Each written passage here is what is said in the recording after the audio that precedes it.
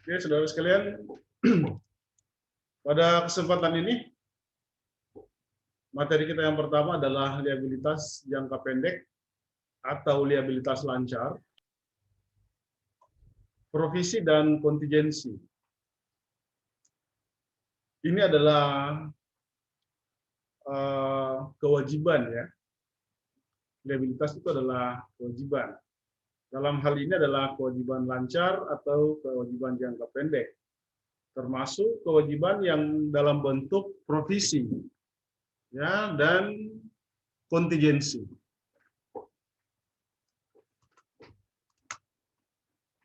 Nah, kita lihat apa itu liabilitas. Dalam PSAK ya, PSAK 57 itu disebutkan bahwa liabilitas itu adalah kewajiban kini entitas yang timbul dari peristiwa masa lalu yang penyelesaiannya diperkirakan mengakibatkan pengeluaran sumber daya entitas. Ya, di situ ada kalimat yang dicetak merah. Ya, itu adalah kalimat kunci ya dari definisi liabilitas itu. Ada kewajiban kini, peristiwa masa lalu, dan pengeluaran sumber daya. Artinya, saudara sekalian, liabilitas itu dianggap liabilitas kalau dia adalah kewajiban kini, kewajiban sekarang. Ya, dia mengikat sekarang. Itu baru dikatakan liabilitas. Kemudian, kewajiban kini ini itu timbul dari peristiwa masa lalu. Ya, tentunya kenapa ada kewajiban sekarang? Karena ada peristiwa masa lalu. Ya kan seperti itu. Masa lalu itu bukan dibilang bertahun-tahun ya. Tetapi masa lalu itu dalam artian ya 1 menit yang lalu itu sudah masa lalu. Ya, 1 detik yang lalu itu sudah masa lalu. Ya, 1 jam yang lalu sudah masa lalu. 1 jam yang lalu kita bertransaksi.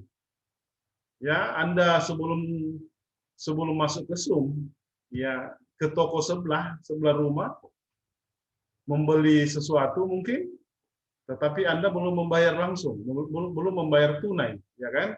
Mungkin Anda mengatakan sama penjualnya, nah, besok saya bayar karena saya buru-buru mau kuliah, seumpama seperti itu. Maka itu adalah kewajiban kini. Itu sekarang menjadi kewajiban kini Anda karena peristiwa yang masa lalu itu, yang barusan Anda lakukan. Kemudian, selanjutnya dia dikatakan liabilitas kalau kewajiban kini ini akibat peristiwa masa lalu, itu penyelesaiannya itu menggunakan sumber daya. Ya, mengakibatkan sumber daya yang kita miliki itu keluar. Ya, pengeluaran sumber daya. Artinya, kita akan melunasinya nanti dengan menggunakan sumber daya. Apakah sumber dayanya dalam bentuk kas, ya, atau uang kan? Atau pengeluaran sumber dayanya itu menggunakan sumber daya yang lain selain kas. Ya, bisa dalam bentuk harta yang lain, ya, aset-aset yang lain. Bisa seperti itu. Sehingga kalau tidak kategori ini, saudara sekalian, dia tidak masuk dalam kewajiban kini, bukan karena peristiwa masa lalu dan tidak mengakibatkan pengeluaran sumber daya, maka dia bukan kewajiban. Ya, bukan kewajiban. Ada kewajiban kini, kemudian peristiwa masa lalu, tetapi Anda tidak menggunakan sumber daya untuk membayarnya. Anda cukup berterima kasih, sumpama. Terima kasih. Nah, berarti itu bukan liabilitas. Karena tidak menyebabkan pengeluaran sumber daya. Ya. Bisa ditangkap poinnya ya. Baik, kita lanjut. Nah, ini kategorinya ya, klasifikasi dari liabilitas lancar ini atau liabilitas jangka pendek. Kita secara bergantian aja ya menggunakan istilah liabilitas jangka pendek atau liabilitas lancar. Itu hal yang sama. Klasifikasi liabilitas lancar. Dia dikatakan liabilitas lancar jika mengharapkan akan menyelesaikan liabilitas tersebut dalam siklus operasi normalnya. Kewajiban kini yang tadi, akibat peristiwa masa lalu, itu akan diselesaikan dengan sumber daya. Ya, diselesaikan dengan sumber daya dalam siklus operasi normalnya. Ini kita berbicara tentang waktu penyelesaiannya, sehingga dia masuk kategori liabilitas lancar. Karena kalau di luar dari itu, ya dia bukan liabilitas lancar. Ya, kalau tidak sesuai dengan klasifikasi ini. Ya. Jadi dikatakan liabilitas lancar kalau dia akan diselesaikan atau dia akan dilunasi atau akan dibayar dalam siklus operasi normalnya. Ya, siklus operasi normal itu ya istilahnya adalah jangka waktu antara perolehan aset untuk diproses dan direalisasikan dalam bentuk kas atau setara kas. Artinya begini nih, sederhananya. Kalau seumpama kita contohkan ya perusahaan yang dekat dari sini, Pampli ya, perusahaan triplex yang ada di Buah itu, yang mana dikategorikan siklus normal, operasi normal. Siklus operasi normalnya adalah waktu yang digunakan oleh perusahaan Pampli itu untuk mengolah bahan bakunya sampai siap dijual. Berapa lama waktu yang dibutuhkan? Apakah 12 bulan, 16 bulan, 14 bulan, 15 bulan, seumpama? Maka itulah siklus operasi normal. Ya, dia masih kategori kewajiban lancar kalau diselesaikan dalam siklus operasi normal. Meskipun lewat 1 tahun ya, meskipun lewat dari 12 bulan, dia masih kategori liabilitas lancar. Ya, meskipun dia 14 bulan, tetapi itu adalah siklus operasi normal, maka tetap kategori. Yang mana yang lebih panjang? Ya, apakah 12 bulan atau siklus operasi normal? Karena bisa jadi juga siklus operasi normal itu di bawah 12 bulan. Maka yang digunakan adalah 12 bulan. Kemudian, memiliki liabilitas tersebut untuk tujuan diperdagangkan. Kalau liabilitas itu dimiliki, kemudian untuk tujuan diperdagangkan, maka dia masuk kategori liabilitas jangka pendek atau liabilitas lancar. Ya, contohnya ini adalah liabilitas ya sekuritas dapat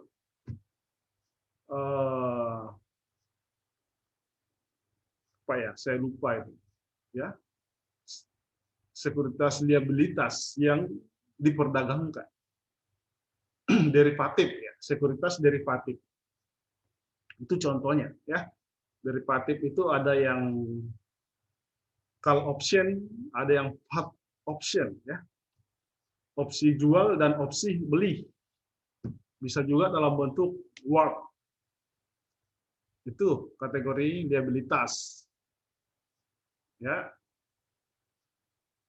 Sekuritas liabilitas itu contoh konkretnya adalah obligasi.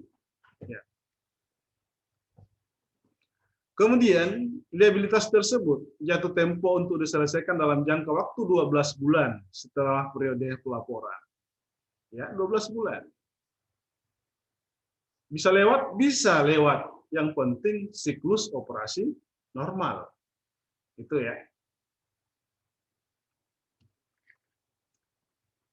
Kemudian, tidak memiliki hak tanpa syarat untuk menunda penyelesaian liabilitas selama sekurang-kurangnya 12 bulan setelah periode pelaporan. Tidak memiliki hak tanpa syarat. Kalau dia memiliki hak tanpa syarat berarti dia bisa menunda, kan begitu? Ya, dia bisa menunda penyelesaian. Kalau dia bisa menunda penyelesaian, maka bisa jadi lewat dari 1 tahun, lewat dari siklus operasi normal, maka dia bukan lagi kategori liabilitas lancar. Oleh karenanya dikatakan tidak memiliki hak tanpa syarat untuk menunda penyelesaian liabilitas. Tidak boleh dia tunda-tunda. Harus diselesaikan. Tidak ada persyaratan yang menunjukkan bahwa dia boleh menunda. Ya. Meskipun dia utang dagang ya, meskipun utang yang sifatnya seperti aset kewajiban lancar, tetapi karena ada persyaratan yang membolehkan dia menunda, berarti tidak kategori jangka pendek lagi. Oke. Nah, selain ini, maka entitas mengklasifikasikan liabilitas itu sebagai liabilitas jangka panjang. Kalau dia tidak memenuhi 4 unsur ini, ya, 4 klasifikasi ini, maka dia kategori adalah liabilitas jangka panjang. Ya, itu aja. Jadi meskipun kita tidak penting lagi membahas apa klasifikasi liabilitas jangka panjang. Ya, pokoknya kalau dia tidak memenuhi klasifikasi ini, maka dia kategori jangka panjang. Ya, selanjutnya juga kita akan bahas pertemuan berikutnya. Kita lanjutkan. Nah, ini dia ya jenis-jenis liabilitas jangka pendek atau liabilitas lancar. Ada utang usaha atau utang dagang, sama aja kan? Wesel bayar, utang bank jangka pendek, ya utang bank itu bisa jangka panjang, bisa jangka pendek. Maka yang mana yang kategori jangka pendek? Ya, yang memenuhi persyaratan yang tadi, 4 itu. Kemudian liabilitas jangka panjang yang akan jatuh tempo. Kategorinya juga liabilitas jangka panjang. Ini biasa kalau kita memeriksa laporan keuangan, utang-utang yang akan jatuh tempo itu tidak dikategorikan ke jangka pendek. Ya, pengalaman saya melihat laporan keuangan seperti itu. Biasa di perusahaan-perusahaan. Kewajiban bank, seumpama kewajiban itu 5 tahun. Ya, 5 tahun akan lunas. Tetapi kan ada pembayaran yang dilakukan dalam setiap tahun itu. Maka yang akan jatuh tempo dalam 1 tahun itu harus dipisahkan. Jadi 5 juta tadi, kalau 1 juta kita melunasi dalam 1 tahun ini, maka yang 1 juta itu harus ditarik ke menjadi liabilitas lancar atau liabilitas jangka pendek. Artinya, liabilitas jangka panjang itu hanya 4 juta. Nah, itu maksudnya. Kadang kita salah itu.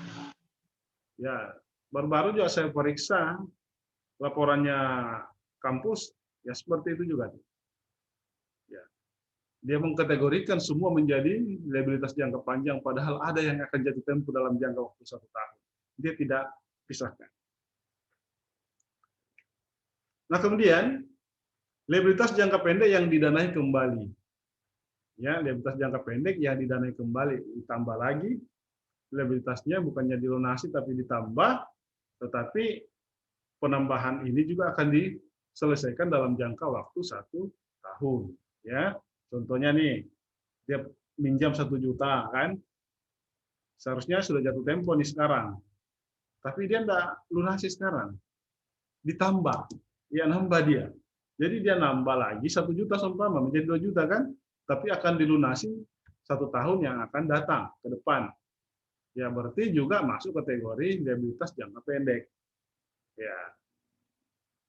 Bagaimana yang 1 juta tadi? Bukannya sudah menjadi 2 tahun kan? Ya tetap aja. Dia tetap dikategorikan menjadi jangka pendek. Dia sudah digabungkan. Ya. Dianggap selesai dengan penambahan itu dan muncullah liabilitas baru. Oke. Kemudian utang dividen. Ya, utang dividen itu akan diakui sebagai utang pada saat diumumkan. Ya. Pembayaran dan pengumuman itu berbeda waktu. Kadang 3 bulan kemudian baru dibayar. Ya, sehingga pada saat diumumkan maka pada saat itu akan muncul utang dividen kepada para pemegang saham. Kemudian uang muka pelanggan. Ya, uang muka pelanggan memesan sesuatu, ya biasa di mebel seumpama ya, perusahaan-perusahaan mebel, ya ada yang memesan kursi, meja, lemari seumpama, ya tapi langsung membayar, langsung dia bayar mungkin DP harganya mejanya 500.000, dia DP 200.000, maka 200.000 ini menjadi uang muka pelanggan. Itu kategori utang. Ya, bukan pendapatan. Belum pendapatan. Sehingga harus diakui sebagai utang. Jadi kodenya itu kode utang ya. Bukan kode pendapatan. Kodenya 2 ya, bukan 4. Kemudian pendapatan diterima di muka, ya sama tuh. Kemudian utang PPN atau utang pajak penambahan nilai ya, dan penambahan nilai barang mewah.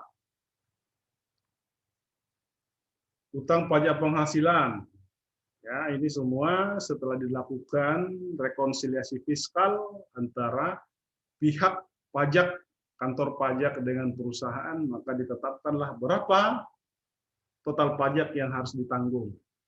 Ya, maka pada saat itu akan diakui sebagai utang pajak penghasilan sampai pelunasan. Utang gaji. Ya, ini kalau ada gaji ya biasanya hanya persoalan cut off, bisa batas antara periode sekarang dengan periode yang akan datang.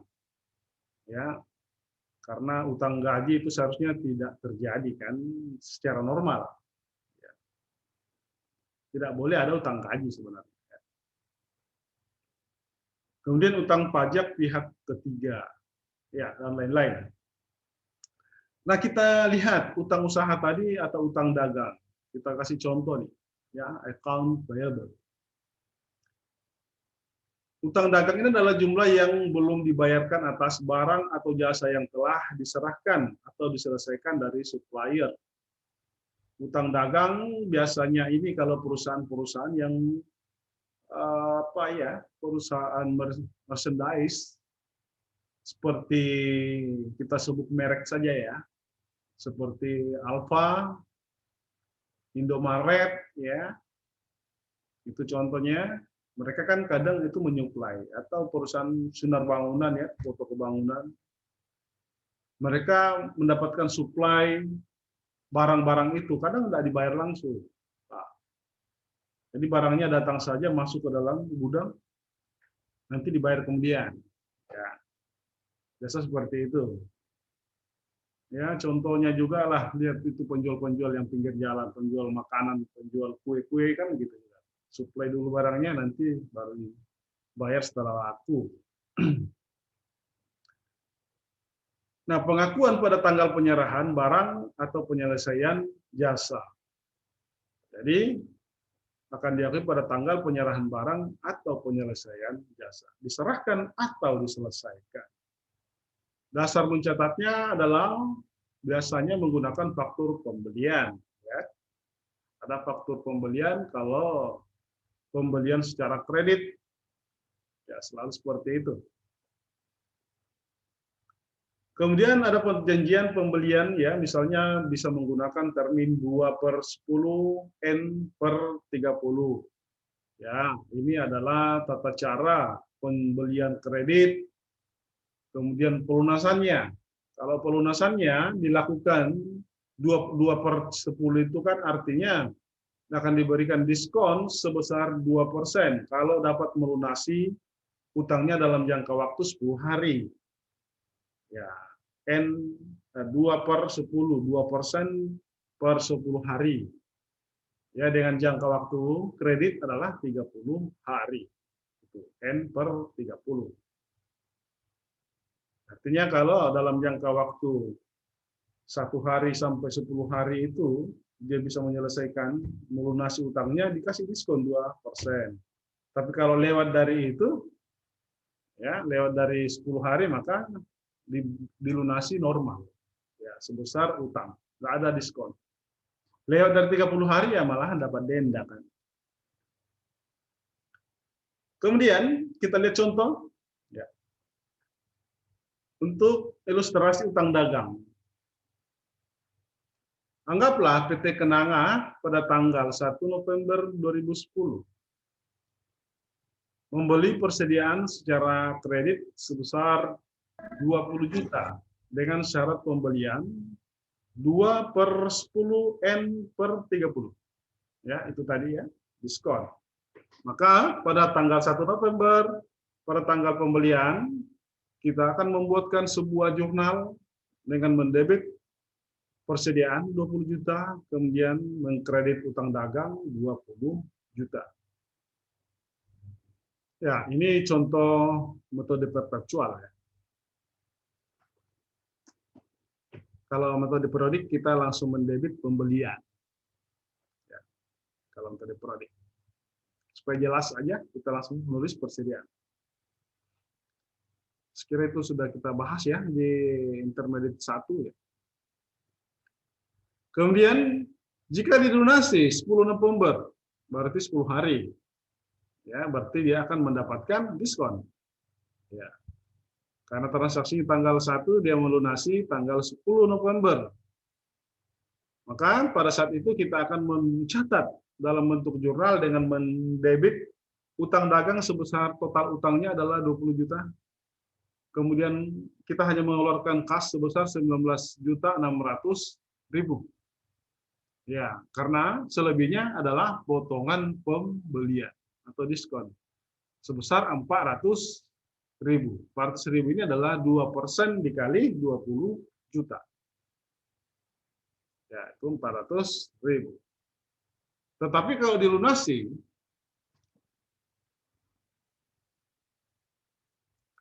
ya jika dilunasi lewat dari 10 hari, ya anggaplah di sini tanggal 15 November, maka pada saat pembayaran kita akan melunasi dengan mengeluarkan uang kas sebanyak 20 juta.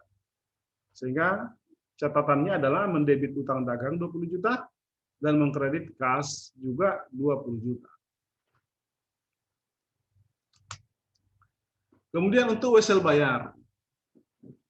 Wesel bayar atau notes payable. Ya, sebelah kanan itu di bawah itu adalah contoh dari wesel, surat pernyataan. Ya, surat pernyataan akan melunasi, itu wesel bayar. Ya, atau janji untuk membayar sejumlah tertentu pada waktu yang telah ditentukan. Kemudian diterbitkan untuk melunasi utang atau membayar pembelian. Jadi wesel bayar ini diterbitkan pada saat kita membeli barang ataukah melunasi utang dagang. Ya, utang yang telah ada, seumpama utang dagang yang tadi, yang contoh yang pertama, itu tidak dibayar tunai, tetapi diganti dengan menerbitkan wesel. Bisa seperti itu. Ya, jadi mengganti utang dengan utang, gitu kan? Melunasi utang dengan menerbitkan utang yang baru dalam bentuk wesel bayar atau janji tertulis. Ya, bisa juga kasus yang pertama tadi pada saat pembelian barang yang diterbitkan langsung wesel. Ya. Nah, kemudian dapat bersifat jangka pendek atau jangka panjang. Maka apakah dia kategorinya liabilitas jangka pendek atau jangka panjang, maka kita lihat kriteria yang tadi yang kita sudah sebutkan yang pertama. Ya. Apakah penyelesaiannya 1 tahun atau siklus operasi normal? Di luar dari itu, maka dia adalah kategori jangka panjang. Ya. Karena wesel ini bisa juga memang dia bisa utang jangka pendek, bisa juga utang jangka panjang. Tergantung sifatnya. Kemudian seringkali berbunga atau dapat tidak berbunga. Ya, intinya sebenarnya berbunga semua. Nanti kita lihat contohnya. Ada wesel yang menyebutkan secara eksplisit bunganya sekian, ada yang mengatakan tidak berbunga, tetapi tetap diberikan diskon. Ya, jika tidak ada bunganya, kadang diberikan diskon. Seumpama dikatakan utang 20 juta tadi, kemudian akan dilunasi dengan wesel tanpa bunga.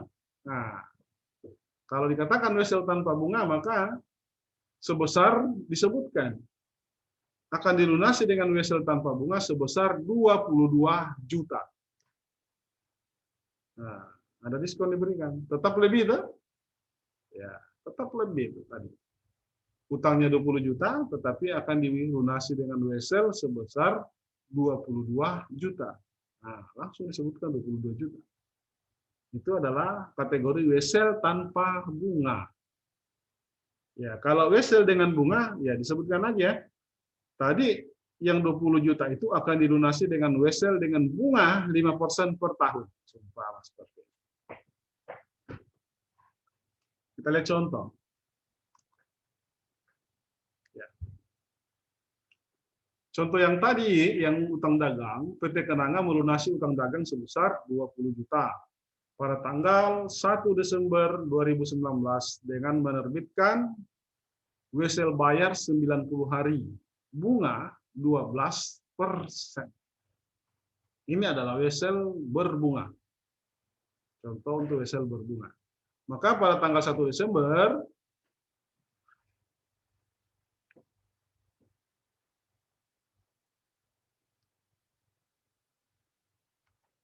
halo, bagaimana, masih mendengarkan saya?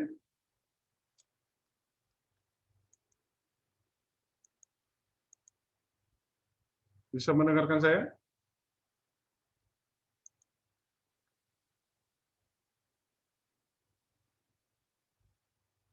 Gambarnya kok hilang semua?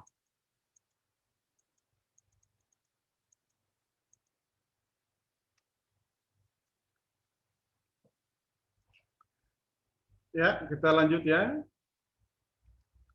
Maka saudara sekalian, pada satu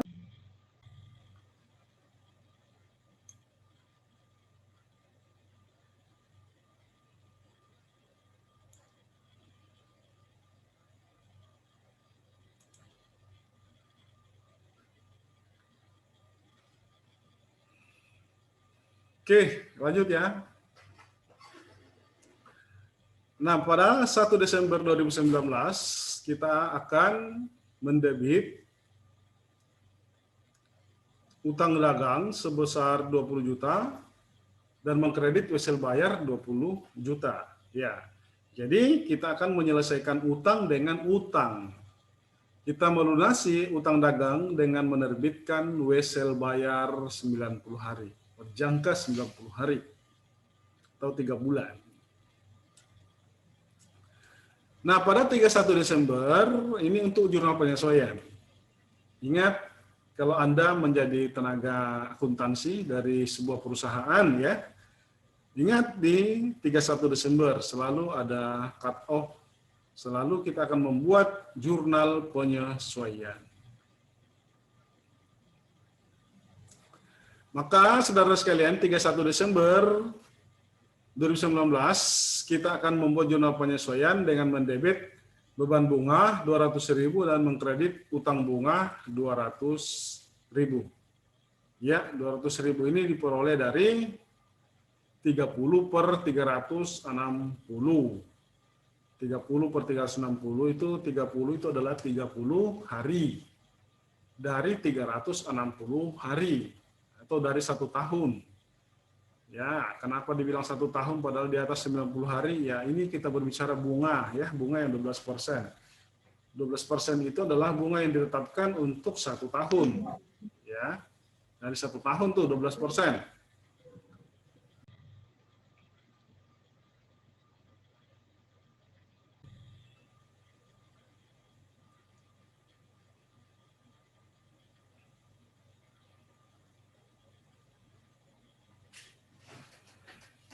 Halo, masih bisa mendengarkan? Halo?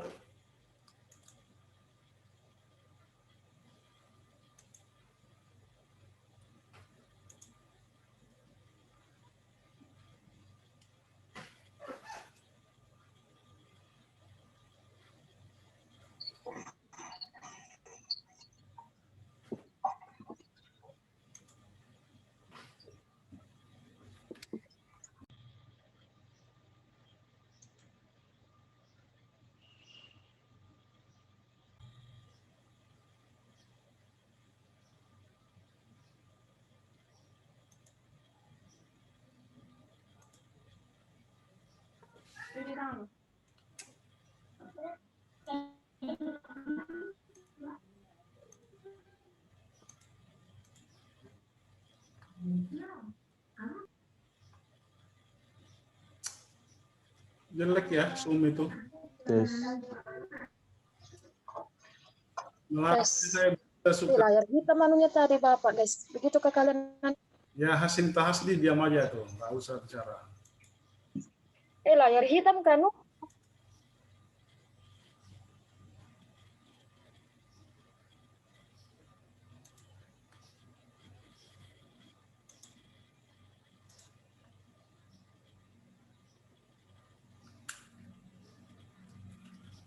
Oke, kita lanjut lagi.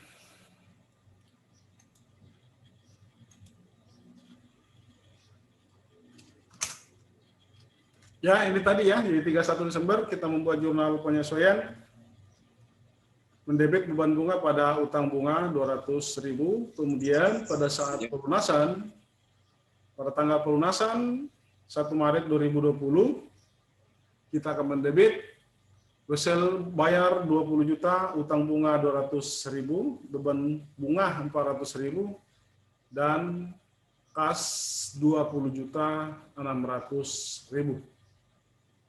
Oke.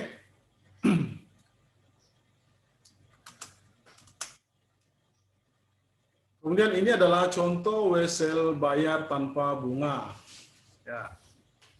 Kali ini tanpa bunga nih. PT Kenanga melunasi utang dagang sebesar 20 juta pada 1 Desember 2019 dengan menerbitkan wesel bayar sebesar 22.400.000. Jangka waktu 360 hari tanpa bunga. Nah, ini disebutkan tanpa bunga.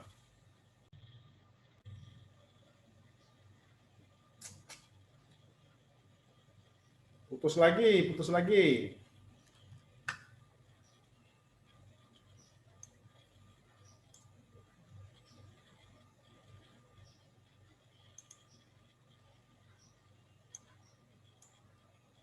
Oke, lanjut. Ya, jadi pada saat pelunasan, belum ya, baru mulai kita ya.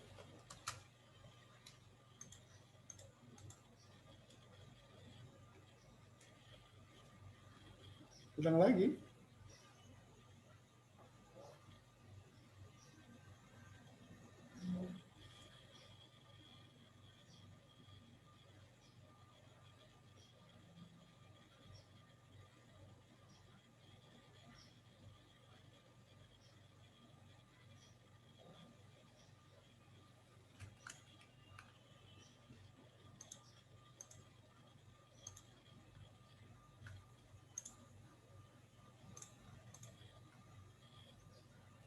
Halo.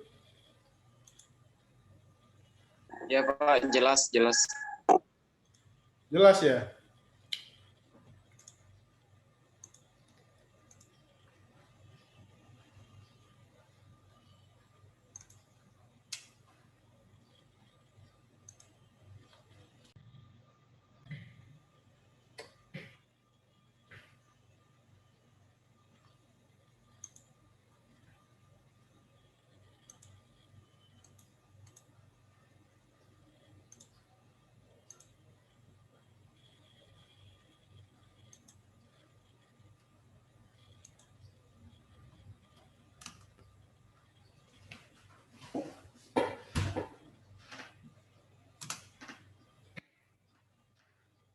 Ya, halo.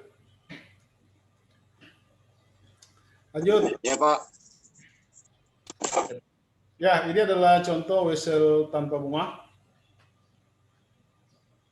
Pada saat transaksinya 1 Desember, kita akan langsung mendebit utang dagang 220 juta dan wesel bayar 20 juta. Kemudian sama untuk jurnal penyesuaian beban bunga pada wesel bayar 200.000 dan pada saat pelunasan ya 1 Desember 2020.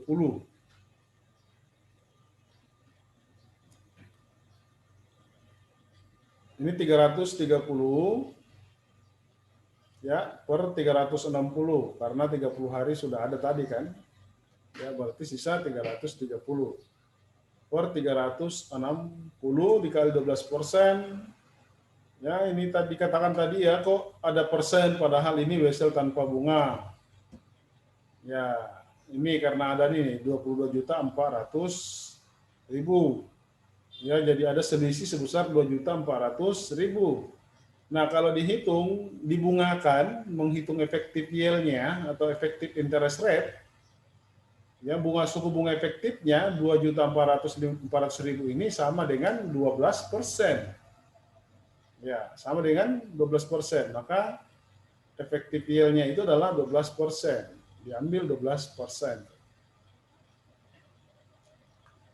Makanya tadi saya katakan ini tanpa bunga tapi kelihatannya juga berbunga. Nah, pada saat pelunasan ya beban bunga 2.200.000, warga sel bayar 2 juta.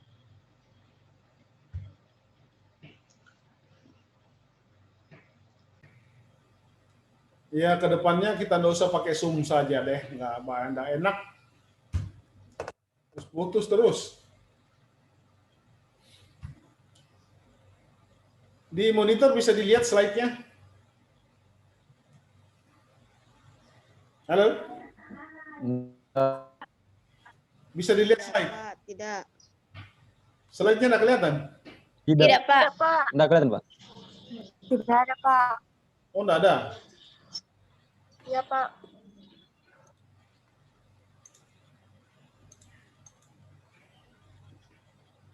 Nah, sekarang ada ya? Sekarang kelihatan? Iya, Pak, sudah ada. Iya, Pak. Udah. Iya, Pak. Oke.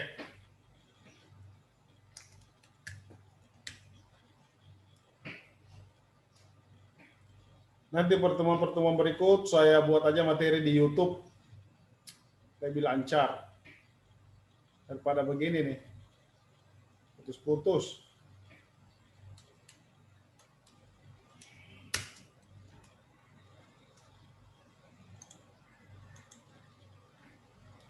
Kemudian ini contoh untuk utang jangka pendek. Utang jangka pendek itu tentu ya utang bank jangka pendek. Ini ada sebelah kanan ya, pokok utang dikurangi biaya provisi kalau ada biaya provisinya. Ya. Utang bank jangka pendek itu diklasifikasikan sebagai liabilitas jangka pendek. Pencatatannya hampir sama tadi dengan hasil bayar, ada juga bunga ya. Kemudian biaya transaksi menambah nilai utang. Ya, ditambah biaya transaksi kalau ada biaya transaksinya. Kemudian juga ada provisi. Ya, provisi itu akan mengurangi nilai utang. Pada saat kita akad kredit di bank, biasanya memang kita disuruh bayar sekian. Ya, kita bayar sekian, ya, dasar sistem persentase juga, maka kita akan mengurangi itu. Jadi dari pokok utang. Jadi pokok utang dikurangi biaya provisi, ditambah dengan biaya transaksi. Kemudian dikalikan dengan tingkat suku bunga efektif. Ya. Kita menggunakan suku bunga efektif, sehingga tingkat suku bunga itu dihitung ulang untuk memperoleh tarif bunga efektif. Maka itulah beban bunga. Ini contohnya. PT Kenanga pada 1 Oktober 2019 menerima utang dari Bank Permata sebesar 100 juta.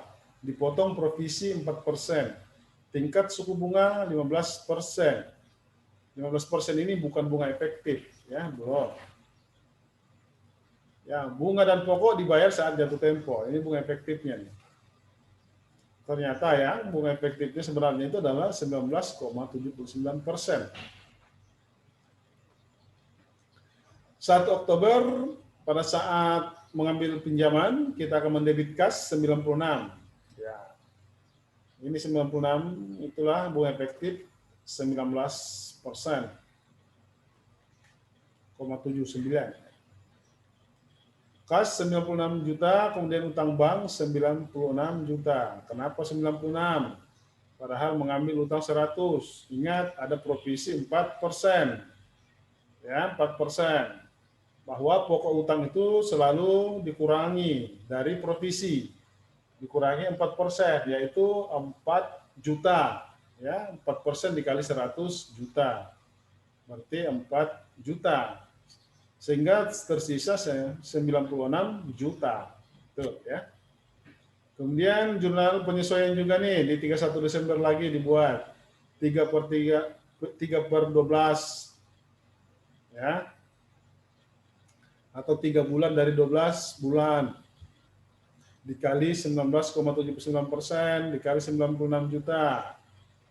Jadi beban bunga 4.750, utang bunga kredit 4.750.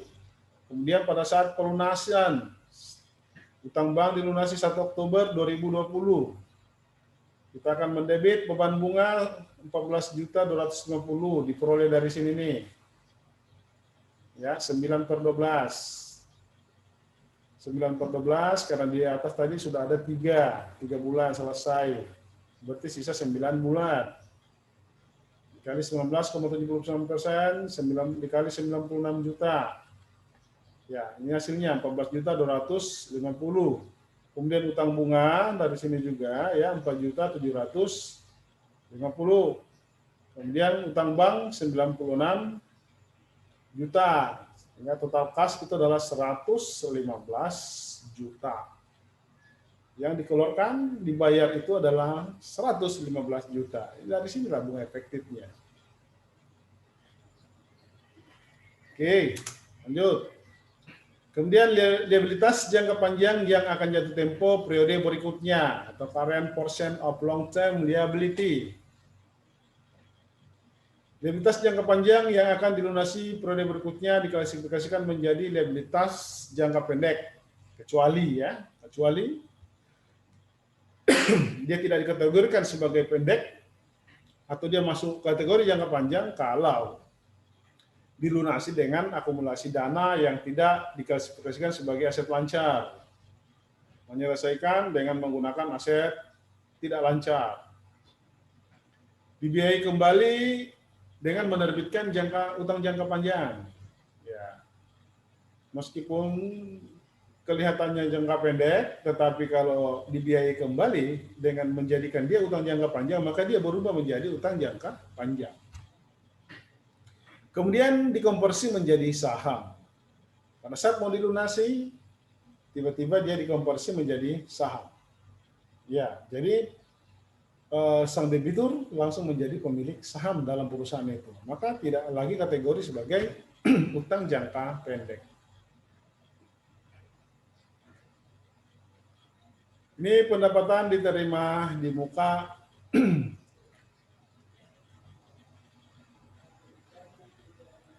dibaca aja ya nanti. Khawatir nanti hilang lagi. Utang pajak, ya boleh dibaca, sekira gampang dipaham itu. Ini utang dividen. Kita langsung aja provisi.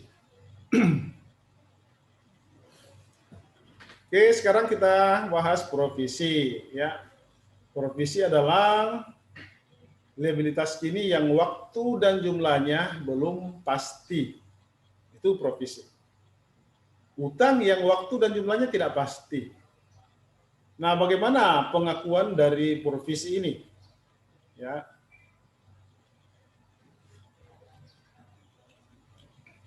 Nah, kita lihat kapan provisi itu diakui. Ya. Jadi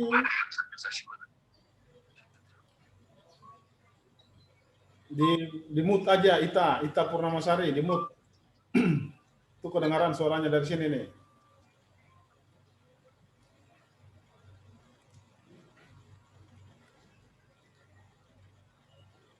Ya, jadi provisi itu akan diakui. Ya, jadi kembali saya mengingatkan bahwa istilah pengakuan di dalam akuntansi berarti itu akan dicatat, dilaporkan dalam laporan keuangan. Itu maksudnya diakui, ya. Maka istilah pengakuan, pengungkapan Anda harus betul-betul bisa memisahkan, bisa membedakan. Yang mana yang dimaksud pengakuan, yang mana yang dimaksud pengungkapan. Kalau dikatakan pengakuan berarti dia dilaporkan dalam laporan keuangan, itu dia. Ada di neraca. Dia dilaporkan dalam neraca, di dalam laporan laba rugi. Tapi kalau dikatakan diungkapkan, maka dia bukan dilaporkan. Tapi dia hanya diungkapkan dalam catatan atas laporan keuangan. Gitu. Nah, ini kategorinya kapan provisi itu diakui. Artinya dia akan dicatat dalam laporan laba rugi, akan dilaporkan dalam laporan neraca laba rugi dan sebagainya ya. Karena ini dari liabilitas maka tentu neraca atau laporan posisi keuangan. Nah, provisi ini akan diakui jika entitas memiliki kewajiban kini, baik bersifat hukum maupun bersifat konstruktif sebagai akibat peristiwa masa lalu. Ya, ada apa? Ada hukum yang mengharuskan bahwa itu adalah sebuah kewajiban. Ya, bersifat konstruktif, bersifat ya terus menerus gitu. Kemudian kemungkinan besar penyelesaian kewajiban tersebut mengakibatkan arus keluar sumber daya yang mengandung manfaat ekonomi. Ada potensinya sangat besar bahwa ini akan dibayar. Ya, probable outflow.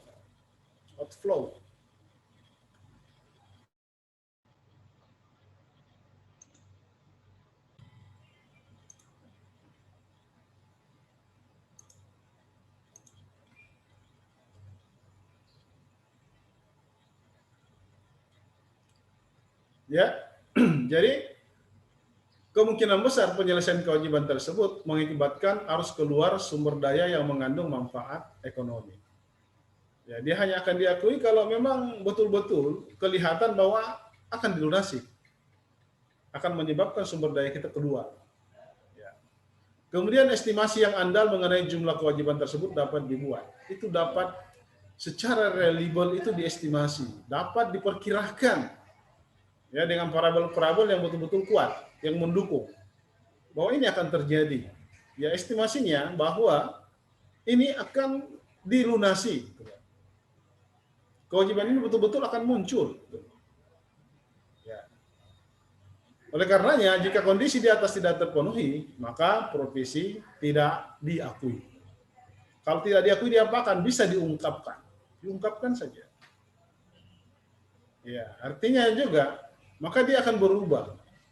Dari provisi bisa menjadi kontingensi. Ya. Karena kontingensi itu beda lagi ya. Kalau kontingensi itu sama sekali memang tidak bisa diramalkan bahwa itu akan terjadi. Sehingga dia tidak bisa diakui.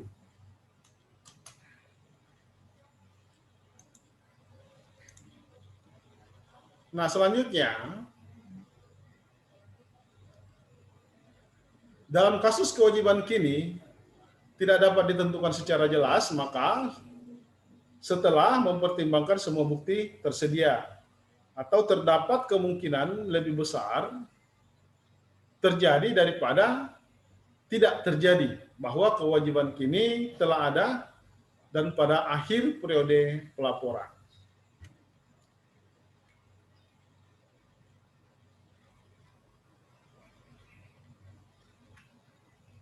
Ya. Halo, bisa mendengarkan? Ya Pak, jelas. Pak. Oh ya. Iya.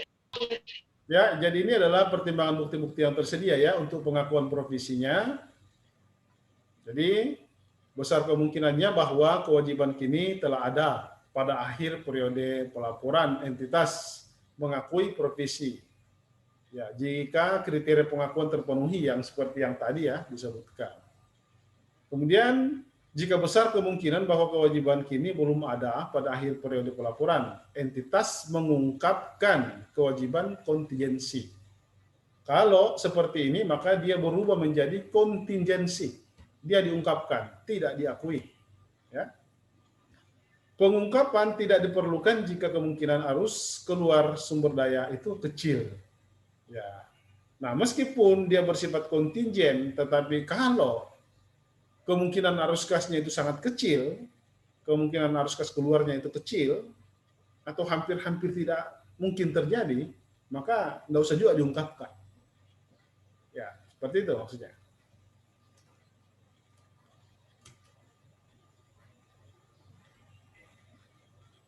Nah, ini dia yang maksud tadi ya, kewajiban hukum dan kewajiban konstruktif.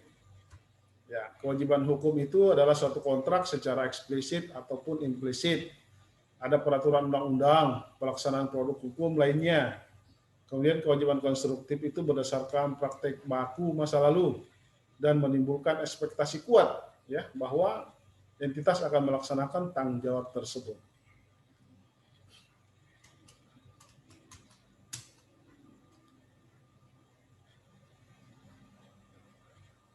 Nah, ini contohnya adalah denda atau biaya pemeliharaan pencemaran lingkungan. Ini bisa masuk provisi nih.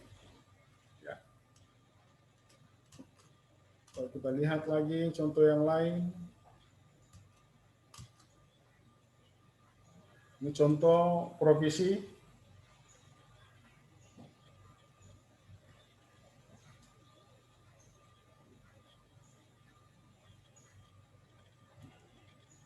Utang-utang garansi, kemudian ya yang bisa masuk provisi itu utang-utang garansi, termasuk undian ya. Biasa perusahaan membuat undian-undian kan, belum ditahu siapa yang akan dibayar, atau ada produk-produk biasa ya, seumpama produk deterjen di dalamnya ada hadiah ya, berhadiah mobil seumpama kan. Ya, itu semua adalah kategori provisi. Ya. Utang undian, utang garansi. Ya. Nah, apakah seumpama garansi itu kita kategorikan provisi atau bukan, atau kontingensi, ya. Maka kita lihat tadi kriteria-kriteria itu. Kalau memang dapat diestimasi bahwa betul-betul akan terjadi utang ini, dan jumlahnya juga bisa diestimasi berapa nilainya, maka bisa masuk kategori provisi. Tapi kalau samar-samar, belum terlalu jelas, kita belum terlalu yakin bahwa itu akan terjadi, maka bisa kategorinya kontingensi. Ya, berarti dia tidak diakui, tetapi diungkapkan. Ya, cukup diungkapkan saja.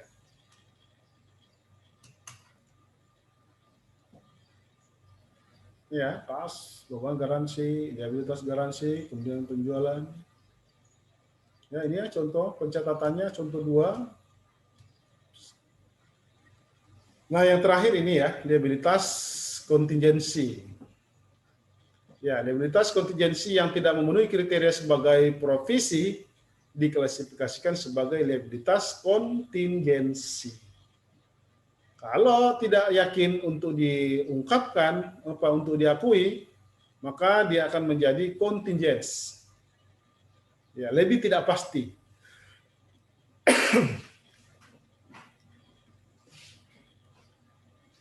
Liabilitas kontingensi tidak diakui dalam laporan keuangan dan hanya diungkapkan dalam catatan atas laporan keuangan. Ya, keberadaan liabilitas kontingensi harus dievaluasi apakah berubah. Nah, kontingensi itu bisa saja berubah. Dia bisa berubah menjadi provisi. Ya, atau dia bisa berubah menjadi sangat samar-samar sekali. Sehingga susah untuk kita mengetahui apakah betul-betul akan terjadi, atau kemungkinan besar untuk tidak terjadi. Maka kita hilangkan tanpa harus diungkapkan juga. Ya. Sekira begitu ya. Ini adalah referensi untuk mata kuliah kita.